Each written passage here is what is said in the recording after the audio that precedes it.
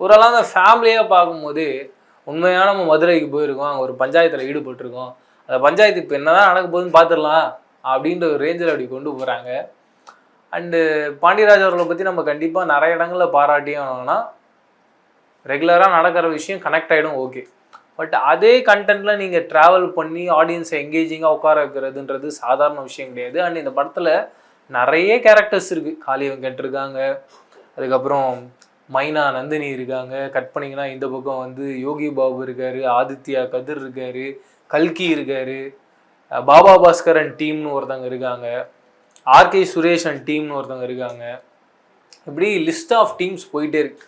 இந்த எல்லா கேரக்டர்ஸுக்கும் ஒரு ஆர்க்கை கொடுத்து, அவங்களுக்கு ஒரு ஸ்டோரியை கொடுத்து, அதுக்கு ஒரு எக்ஸ்பிளனேஷன் கொடுத்து 2 மணி நேரம் 20 நிமிஷம் பேக் பண்ணுறதுன்றது சாதாரண விஷயம் இல்லை. ஆனால் நீங்கள் படம் ஃபுல்லாக பார்த்தீங்கன்னா நித்யா மேனன், விஜய் சேதுபதி இவங்க 2 பேருடைய ஷோல்டர்ஸில் தான் படம் இருக்குன்ற ஒரு பார்வையும் இருக்கும்.